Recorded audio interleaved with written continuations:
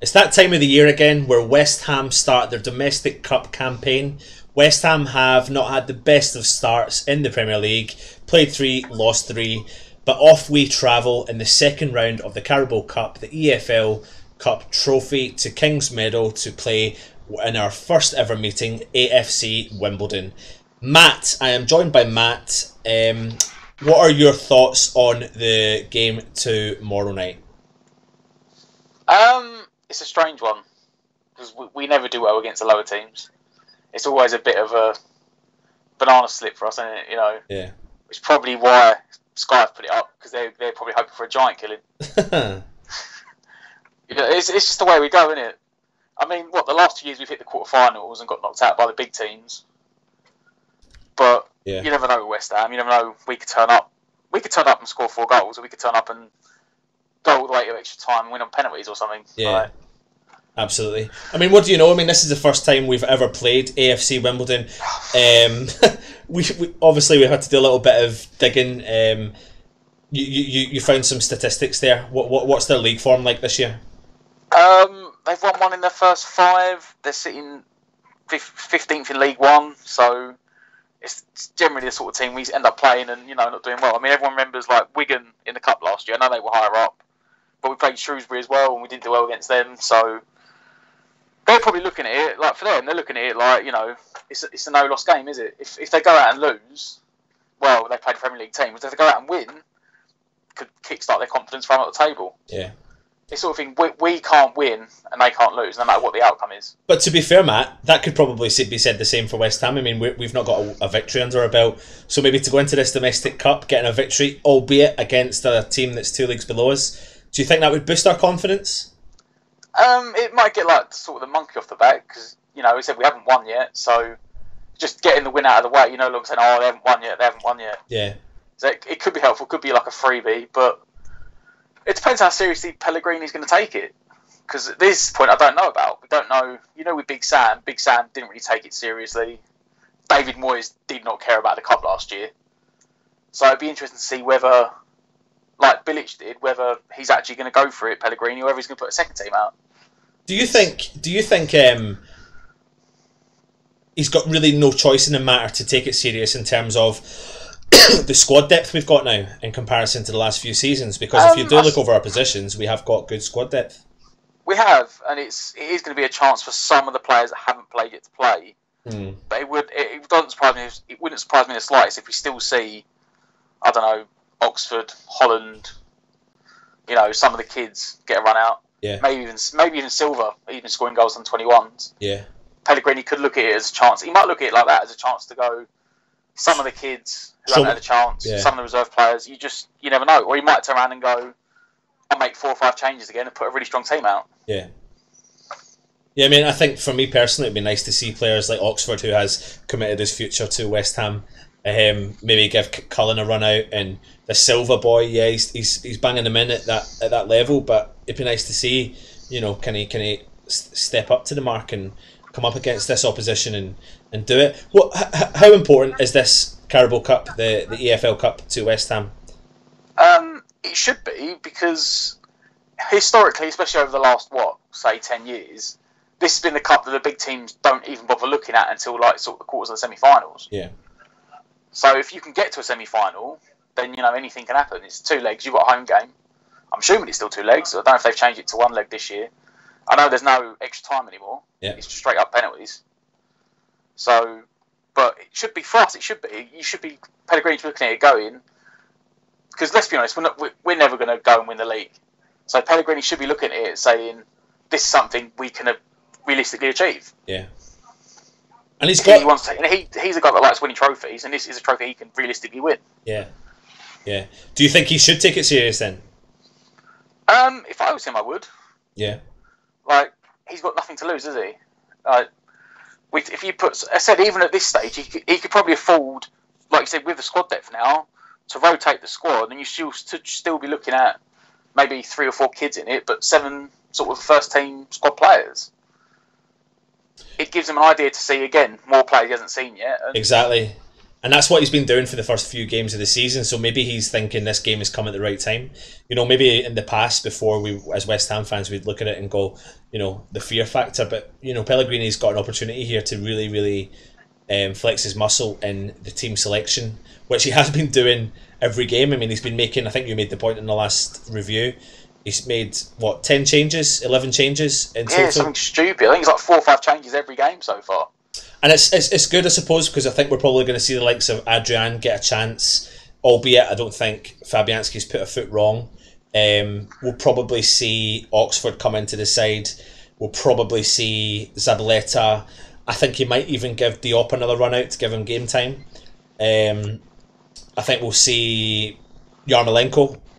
Yeah, I think he'll get a run out. Yeah, I think he needs a start. He needs a start under his belt. I think we will see Snodgrass in this game. And if we do see Snodgrass, I think that's a bit of a... I don't know if that's going to be a sign, maybe, for the game moving into the weekend.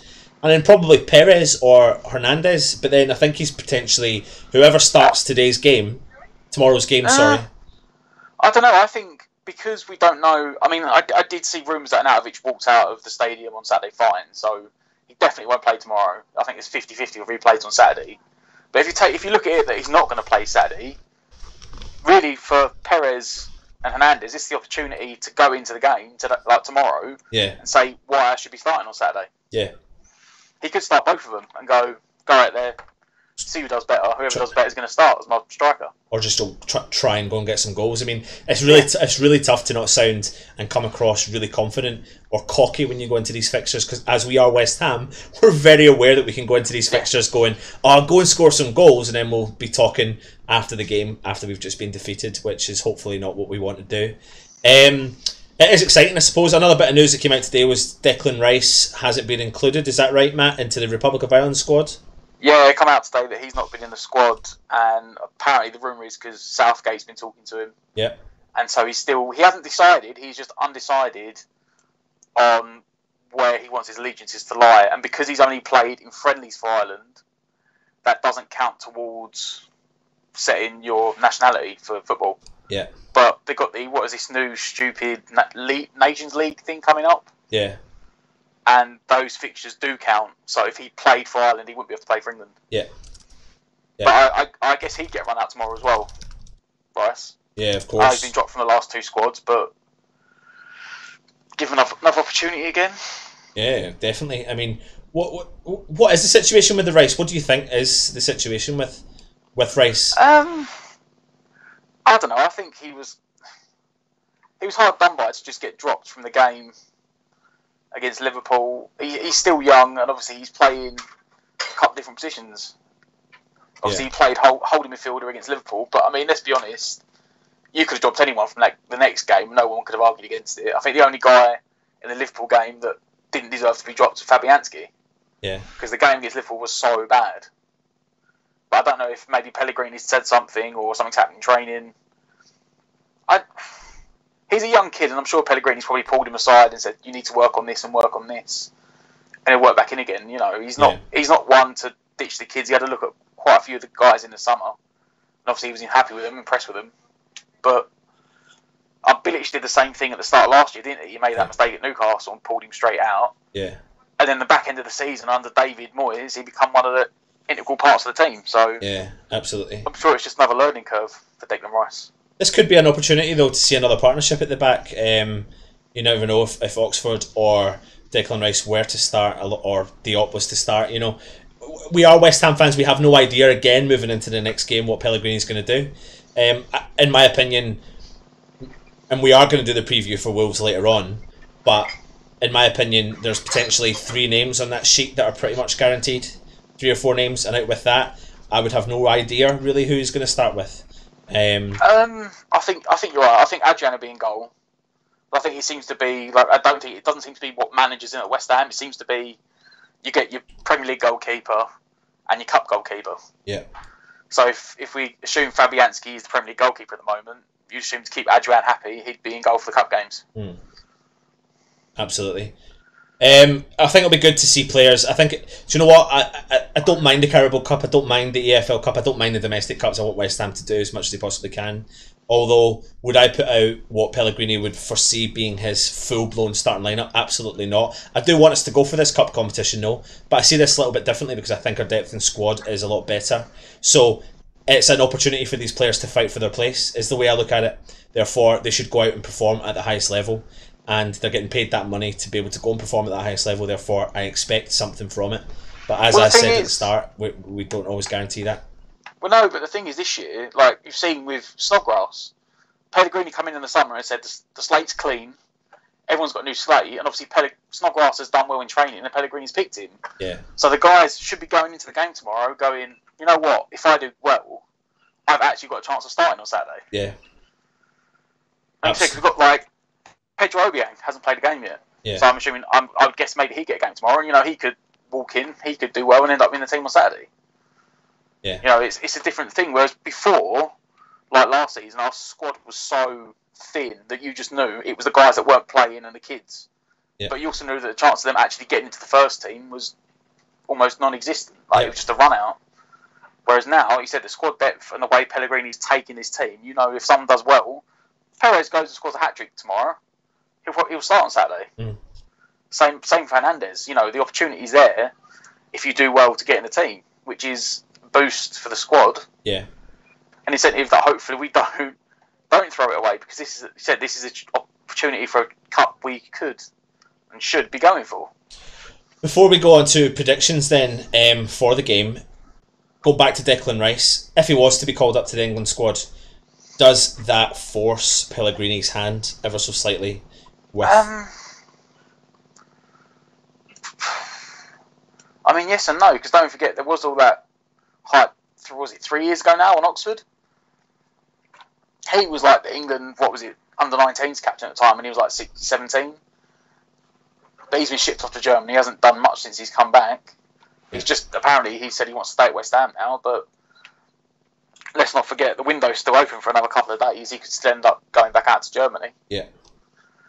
Does it force his hand? Yes and no.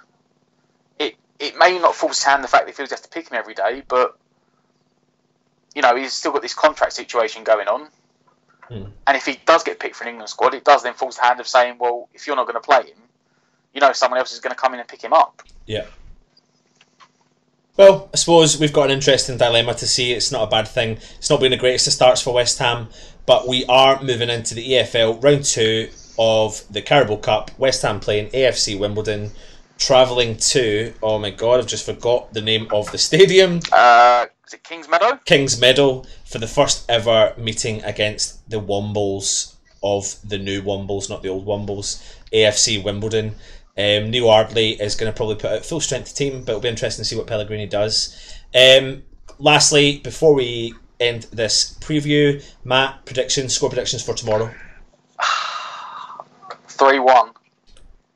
I can't see us keeping a clean sheet. To West Ham. Yeah, I don't think we'll. I think we'll win 3-1. Right. But I think again, like you said, he's probably going to go with another partnership. Maybe Oxford and Rice. Yeah. Maybe Rice and Diop. Yeah. You know, he's going to change the defence around again, and every time he changes the defence, it just unsettles it a little bit. So I think we'll probably concede because it's in our nature, you know. Yeah. But I think we'll get a couple of goals. I'm extremely cocky every single week, and I want to just, do you know what, I'm just going to remain positive as much as I possibly can. I'm on the same level as you. I think we're going to concede goals, but I think it might be a little bit of a kind of weird game, and, you know, we might kill it near the end, but I'm going to go for a 4-2 victory to West Ham. Some crazy results, but I'm sure Sky would love that. Yeah, I'm excited to see. So a 4-2. And knowing us, it will probably be a 1-0 victory to the opposition or whatever. You know, never know. But I said we'll lose on penalties. Yeah, let's stay positive as West Ham fans. Anyway, that has been our short and sweet preview for the Carabao Cup second round game. Make sure you subscribe to our channel. Make sure you follow all our partners, the Supporters Club, Umbro and the Ribman of London, and subscribe to our channel. You hit that notification button, that lets you know when we upload videos. There's absolutely loads of content coming out. We are smashing this content for all you fans. It takes up a lot of our time, so I hope you're enjoying it. Make sure you get the comments in below. He's been Matt, I've been Anton, and come on you Irons. Come on you Irons.